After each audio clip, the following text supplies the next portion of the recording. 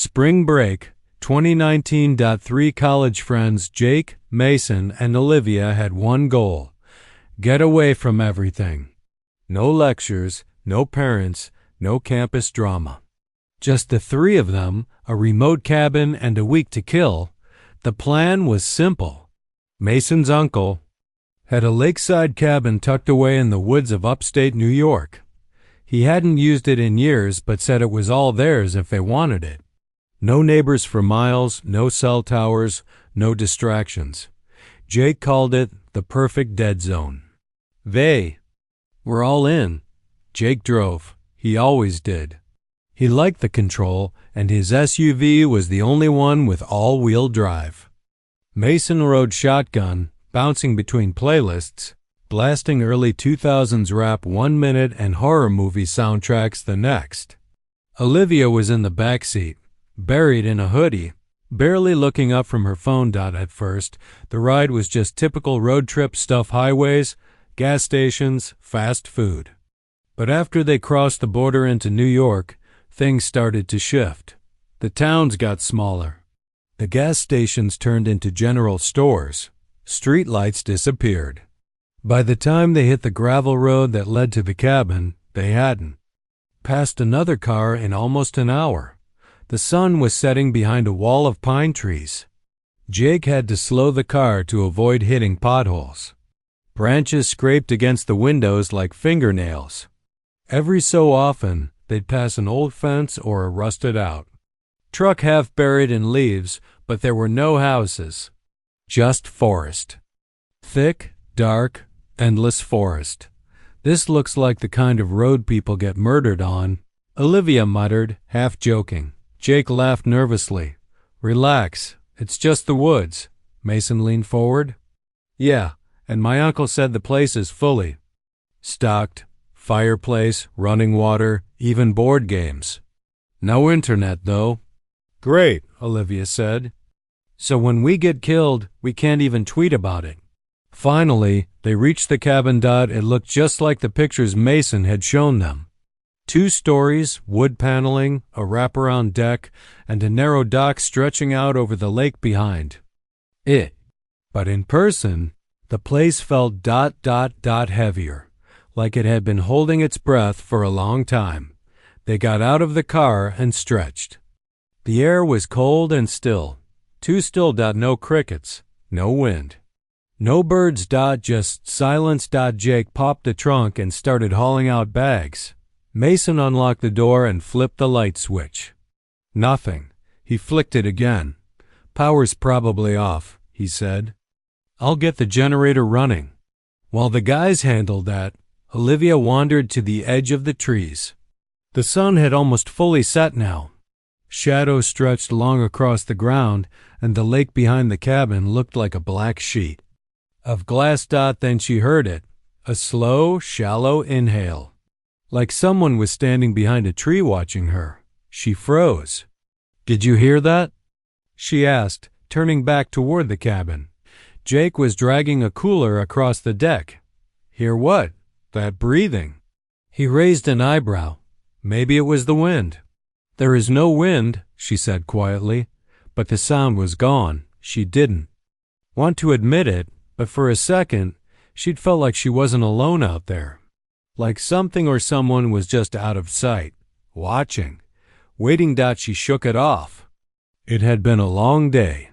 Probably just her imagination playing tricks on her. By the time they got inside, Mason had managed to get a few lights working. The cabin was cold, smelled like old wood and chimney smoke. But it was cozy. There was a fireplace, worn-in couches, a kitchen with dusty dishes, and a narrow staircase leading to the bedrooms upstairs.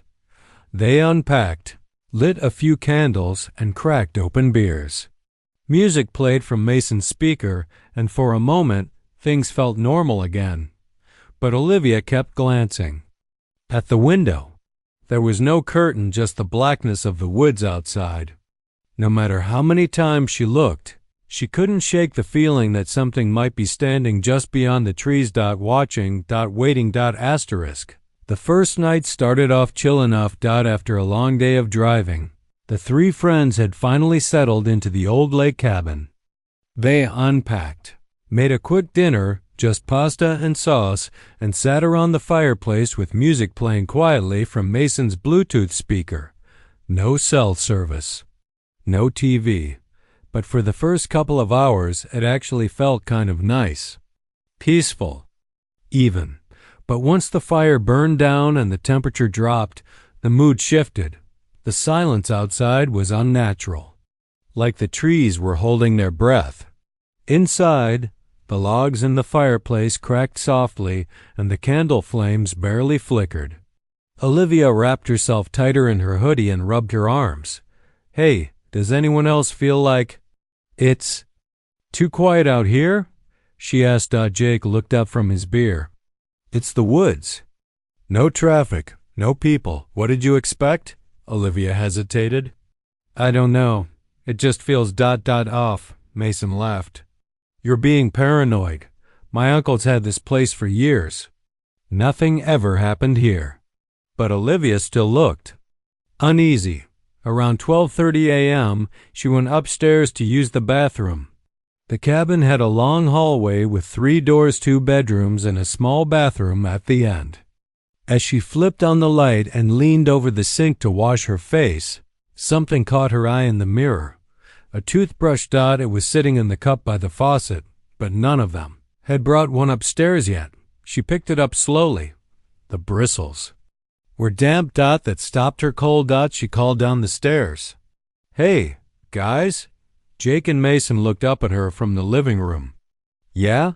Did either of you already come up here?" They both shook their heads. "There's a toothbrush in the bathroom," she said. "A used one." Jake stood. "What are you talking about?" "I mean, someone's toothbrush is up here. It's wet, fresh, like someone used it tonight." Mason blinked. "My uncle hasn't been here since last summer." They searched the entire cabin after that. Every room, every drawer, even under the beds. They found old junk, cobwebs, dusty books, some cans of soup that had expired 5 years ago, but no other signs that someone had been there recently. No bags, no clothes, no footprints. Still, the toothbrush stayed on Olivia's mind. It felt like a small thing, but it meant someone had been in the house. Maybe recently. Maybe while they were downstairs. They double-checked all the doors, locked every window, told what curtains they could by 2 a.m. They were all in their separate bedrooms, but no one really slept. At 2:47 a.m., Olivia sat up in bed. She'd heard something. Footsteps. Slow and deliberate, walking across the floor above her, but there was no upstairs above her room, just the roof. She texted Mason, "Are you awake?" A moment later, he replied, "Yeah, in bed." "Thought that was you walking around." She stared at the screen. Her room was the only one beneath that part of the cabin. If it wasn't Mason and Jake's room was on the other side, who had she just heard? The sound stopped. She held her breath, listening hard. That's when she heard it again. Breathing. Not hers.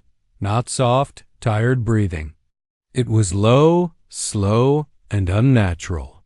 Like someone was crouched outside her bedroom door, exhaling just enough to be heard.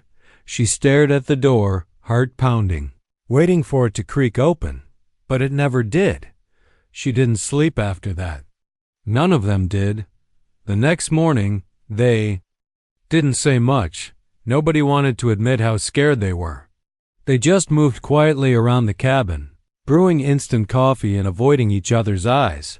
But Olivia noticed something else that morning. The front door, the one Jake had triple-checked the night before, was unlocked and just barely cracked open. The day after that first night was foggy, gray, and quiet. Too quiet. None of them had slept much. They tried to act normal. Jake made eggs. Mason fiddled with the wood stove. Olivia took her coffee and stared out at the lake, but the vibe was heavy. Everyone felt it. That morning, nobody even mentioned the unlocked door. Like if they ignored it, maybe it hadn't really happened. Maybe they had just forgotten to lock it. Still, Jake wanted out. "Look, this place gives me a bad feeling," he said while pacing in front of the fireplace. "I say we leave tonight, or at least tomorrow morning. I don't like this." Mason tried to play it off. "Dude, it's an old cabin. It's gonna make noise. That toothbrush thing? Probably left over from last summer." Jake didn't respond. He just stared at Mason. And the door unlocking itself? Silence. Olivia didn't take a side. She didn't say it out loud, but she agreed with Jake. Something wasn't right. But the roads were long, narrow, and now wet with fog. It wasn't exactly the safest time to drive 10 hours back to Toronto. So they decided to wait just one more night. They spent most of the day inside, playing cards and trying to pretend like everything was fine. The more time passed, though, the more paranoid they became. Olivia kept checking the windows.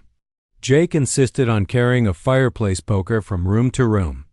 Mason, who'd originally called the trip a perfect reset, barely touched his phone anymore, even for music.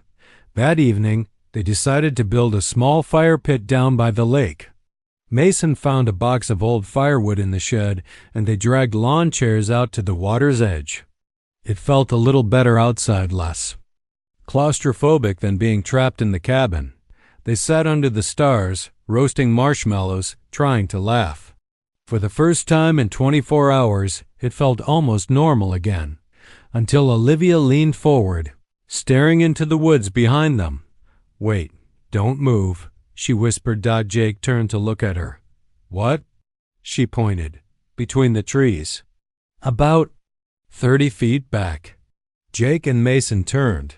There was a figure. Very still, tall, blurred slightly by fog and branches, not walking, not hiding. Just watching. Jake grabbed the flashlight from beside his chair and flicked it on, aiming straight toward the spot. Nothing. Empty space between the trees. No movement, no shape. "I swear someone was standing there," Olivia said, her voice shaking now. They all got up. The fun, the fire, it was over. They searched the edge of the woods with the flashlight, pushing through leaves and brush. And that's when they found the footprints, bare feet, deep imprints in the mud, leading up to the edge of the trees.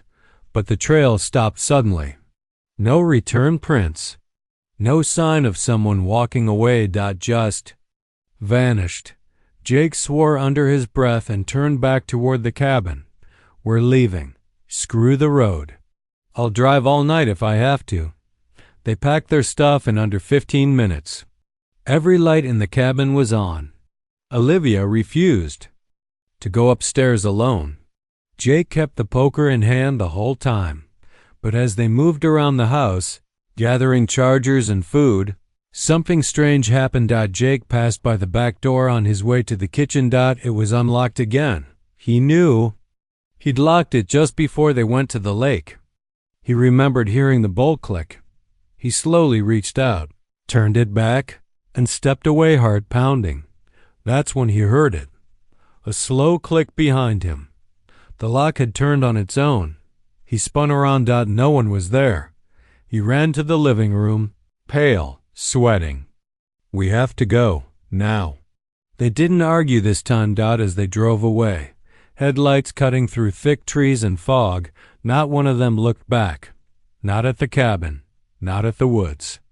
Not even when Olivia whispered from the back seat, "I saw it again, right before we left." Jake gripped the wheel tighter. "Saw what?" She hesitated. "That same figure, standing just off the road, watching us drive away." Asterisk. They didn't speak much on the drive back. The road home was just as long and winding, but now it felt even darker. The trees seemed taller, the sky heavier, like the woods were silently watching them retreat. Jake kept both hands on the wheel, eyes locked on the road. Mason stared out the window, headphones in, not listening to anything. Olivia sat curled up in the back seat, hoodie pulled over her head, barely blinking. She hadn't told them the whole truth, not yet. What she really saw before they left the cabin was a face in the woods pale, expressionless. Just watching it was like it knew they were leaving. And it didn't care. They crossed the border. In the early morning hours, as soon as Olivia's phone lit up with signal, she checked her messages. Then her photos. That's when her stomach dropped. There was a new photo in her camera roll. She hadn't taken it. She knew she hadn't. The timestamp said it was from the night before at 2:58. It was a photo of the three of them. Asleep. Shot. From outside the cabin window, she didn't say anything right away. She just stared at it, her hand trembling slightly. She was too tired, too shaken to make sense of it. The angle was perfect. Dead center. As if whoever or whatever took it had all the time in the world. Later that week, back in Toronto, Mason finally broke the silence. They were hanging out in his basement, half trying to watch a movie, but none of them were really paying attention. The trip had changed things between them. They were closer, but also quieter. Like some part of their minds was still in that forest. Mason muted the TV. There's something I didn't tell you guys. Jake sat up a little. Olivia glanced over, already feeling uneasy. My uncle, Mason said. He didn't stop going to the cabin because he was too busy. He tried to sell it. Twice. Both times the buyers pulled out. The last one stayed overnight with his wife and called the cops the next morning. Jake frowned. What? Why? They said someone was watching them through the windows. Olivia felt her blood run cold. Did the police find anything? Nope. Just tracks in the dirt. Bare footprints. Leading to the windows and then gone. Jake leaned forward. Why didn't you tell us before we went? Mason looked down. Because I didn't believe it. My uncle said the guy was probably drunk, that he made it up. But after what happened, I don't know. There was a long pause. Then Mason added one last thing. Remember the locked door under the stairs? I thought it was a closet. Jake nodded slowly. Yeah. My uncle told me later the cabin doesn't have a basement. Jake looked confused. What do you mean? There was a door. Mason nodded. I know. But when he built the place, there was no lower level. Nothing underneath. Just the foundation and crawl space. No stairs. No basement. They sat there in stunned silence, trying to piece it together. If there's no basement, then what was behind that door? They had all walked past it. None of them had opened it. It had been locked. Old-fashioned, heavy latch. Like it was meant to keep something in. That night, Olivia couldn't sleep. The image of the photo in her phone burned into her brain. The angle. The lighting. The fact that it showed all three of them peacefully asleep. Completely unaware. She finally told Mason and Jake about it the next day. They begged her to delete it, but she didn't. She wanted proof. Something to remind her it was real. That it happened. Weeks later, curiosity got the best of her. She looked at the photo again, zoomed in on the window pane, and that's when she saw it. In the reflection, barely visible in the corner of the frame, was a face pressed to the glass, pale, eyes wide, mouth slightly open, not smiling, just watching.